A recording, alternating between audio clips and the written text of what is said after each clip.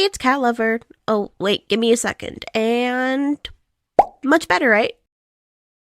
So let's try that again. Hey, it's Cat Lover, or should I say Nana Plays Games. I've been thinking a rebrand was much needed for my channel, and I wanted to give my older viewers some time to prep before it happened. Yeah, I know, I should have done it a lot sooner, I'm so sorry. Total rebrand should happen soon. Hope you like the new look and future name, and if you're new to my channel, hi! On to our topic for today. This video is gonna get really critical. Don't ask, I don't know why, but like with Lost World, I tried to hold on to some kind of hope that Forces wasn't nearly as bad as everyone said it was, but I was disappointed again. And my expectations weren't even high. Sonic Forces is infamous for being one of the most disappointing letdowns in the Sonic series, and god, I really thought the game would treat me a little more kindly. Not. It's not the worst Sonic game ever in my opinion, but the fact that it's even a contender is impressive in itself. Sonic Forces could have been a great turn in the series, the game that could help the Bluebirds' reputation for being dragged in the mud. But nope, that only came about 5 years later. My friends even told me that I wasn't missing out on anything, but like I said, I've been on a 3D Sonic binge, this game was free, and I said, why not? Wrong move.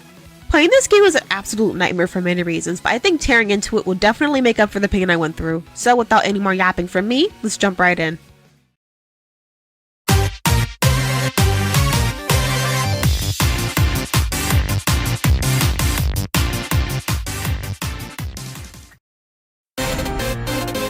The gameplay in a game is its driving force, its entire purpose. I personally believe a game cannot be good unless its gameplay is enjoyable and fair.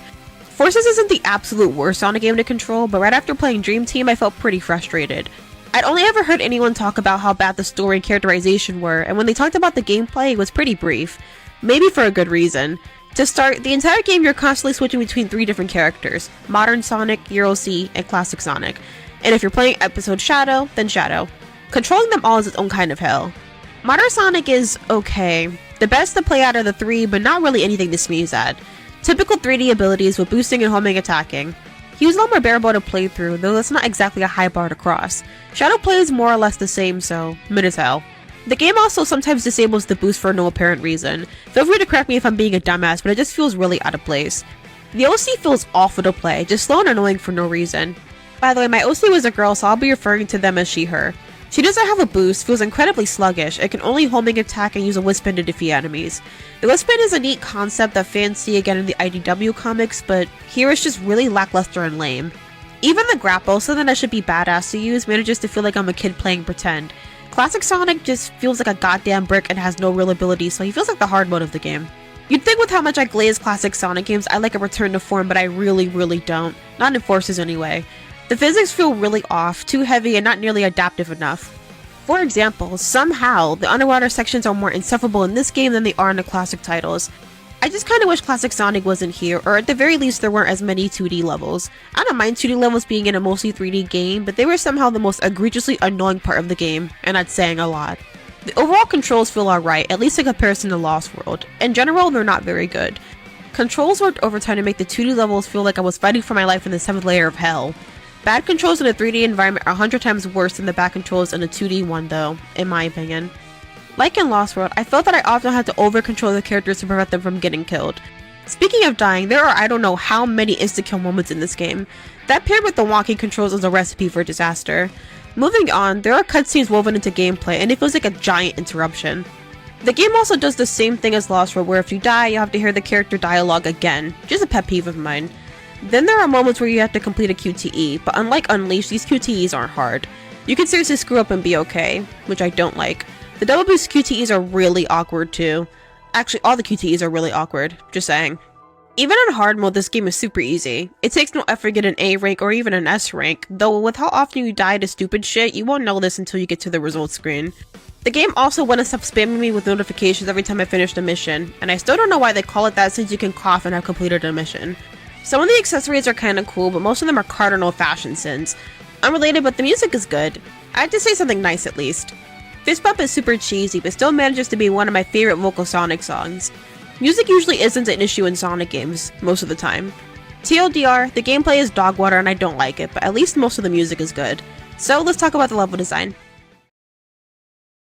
The levels in this game are much like the gameplay. Not great.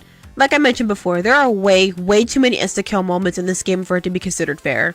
It's like Forces is punishing you for being stupid enough to think you'd enjoy it, which is honestly the wake-up call I needed, not gonna lie. Things either happen too fast or with the pace of a snail, never an in-between. How long the levels take to complete operates in a similar manner. It'll usually only take you a few minutes at worst to complete a stage, which is bad for some stages narratively. Design-wise, the levels are super dark, which is good narratively, but not gameplay-wise. I understand why the game is so dark, I just personally can't see shit unless it's blinding. Even if it has a purpose it needs to serve for the story, most of the levels end up looking bleak and boring. I also don't like how most levels are laid out. Like I said, I think it's refreshing to have 2D levels in a primarily 3D game, but at a certain point things get inconsistent and annoying. Some of classic Sonic stages honestly wouldn't feel too out of place in a classic Sonic game, but unfortunately that's not where they are. To add on, a lot of levels feel like they don't have much of a purpose outside of completion. Of course, I wouldn't want to spend more time than necessary on a level, but I just wish there were some unique objectives or something. Something that the story could be hinting at rather than a level getting ended abruptly. Moving on, to go more in detail with the insta-kill moments, they can happen pretty much anywhere, in any type of stage. Bottomless pits are used very, very generously in Forces, so much so that it reminded me of Rush, which isn't a good thing. Also, is it just me or do a lot of levels have areas that look like you could go to them, but you just end up falling in a pit? Maybe I was starting to go crazy after playing this game for more than half an hour, I don't know. Anyway, maybe we'll have more luck with the bosses. We did not have more luck with the bosses. Bosses are set up exactly in the way that I don't like. They aren't hard because all you have to really do is dodge attacks, wait for an opening, and do a bunch of homing attacks. And if you watched any of my other videos, you'll know how much I don't like this. It's boring and uncreative, honestly makes me feel like I'm 4 years old again and my sisters will give me an unplugged controller. Homing attacks feel good, but you're not really meant to think too much in these fights. For some bosses, it feels like you don't really have to fight. Just stand there, wait for their lame attack patterns to be over, and that's it. You may have to dodge a thing or two, but everything is easy to predict and enemies go down in a second. Some bosses like Meadow and One of Infinites are repeats of each other. It's good that they weren't really annoying bosses, but it's still very disappointing. Most of Infinite's fights made my head hurt, and Zavok was absolutely pathetic. I want to actually do something during bosses. I don't even mind having that hard of a time with them. I just don't want to be bored. Other bosses like the Death Egg Robot should be intimidating and challenging, but ends up being really grating. Friendly suggestion, if you're going to instant kill with no warning, at least put a checkpoint somewhere before you do. The very final phase for the Death Egg Robot is kinda interesting, but again, concepts don't really matter much to me when playing against them isn't too fun. I have to admit that while each boss is disappointing, I somewhat like how they look and wish they were better. A different kind of Metal Sonic fight would have gone hard. He deserves to be seen as a genuine threat again. Now let's move on to the story. The story was definitely interesting. To start off, I actually really like Sonic losing at the beginning. I think it'd be a way to humble him, make him think of the consequences of being reckless, and appreciate his freedom much more.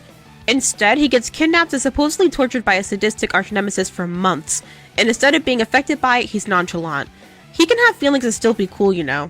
And it's the fact that the victory Eggman acquires doesn't feel earned, just cheap.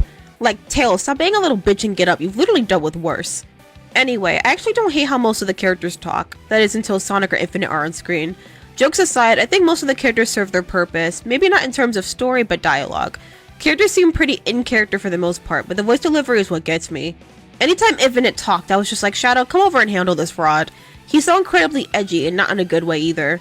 Love his design, but this is someone's idea of true evil. And it makes it even sadder when he gets his ass handed to him by Shadow. Off note, but while on the topic of villains, why even bring Chaos or Zavok back if you're not going to do anything cool with them? Chaos gets done dirty, which makes sense because it's not the real him, but Zavok? They massacred my boy. Back on topic, some scenes feel really effing weird transition-wise. Have we met before? Sonic! Tails! Sometimes I want to rip my skin off sometimes. I was cringing so bad. Green Hill's looking a lot more like Sand Hill right now. Now, maybe by myself, but I had a little help from my friend. Something you wouldn't understand since you don't have any friends. True that. Please make it stop. And instead of scenes being allowed to sit long enough for the player to dwell on them, we gotta immediately find a solution and half-ass our way out of a terrible situation. Don't even get me started on this scene. I can't think of a single thing that's good about it other than that's the end of the game. Every scene looks like it was made in SFM. Actually, that's really disrespectful to SMF animators. You guys are doing God's work. In cutscenes, Modern Sonic was super annoying. The OC doesn't speak and it's really awkward. And Classic Sonic doesn't need to talk, but I like if he had more swagger like in Mania. I don't know, I've never been a fan of Classic Sonic never speaking. We could get some cool quips out of him.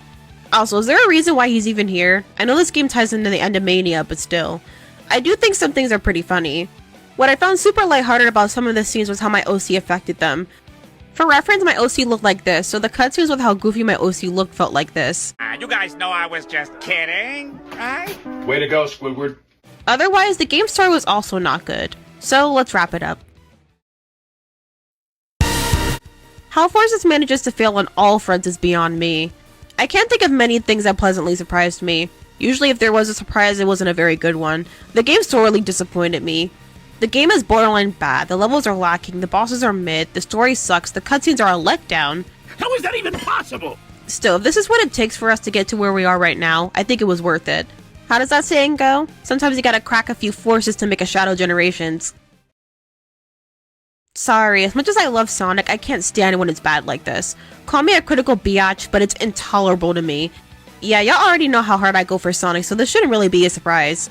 How you can go from Generations to Forces is mind-boggling to me. Seems like when Sega has a premise that works, they scrap it to make something completely new, and unwanted usually. I'm a big fan of new things in Sonic games, but sometimes I just want consistency and not half-baked ideas. Still, I'm glad I played Forces, even if I really didn't like it. Can't form an opinion without actually playing it first. And like I said, we got Frontiers and Shadow afterwards, so it's not all bad. What do you think? Let me know in the comments. Also, if you can and are willing, send me a tip on coffee. I promise I'm not trying to be annoying with the plug. Do whatever you'd like, no pressure. Make sure to like and subscribe. This is Nana Plays Games. Hopefully I'll see you around. Peace!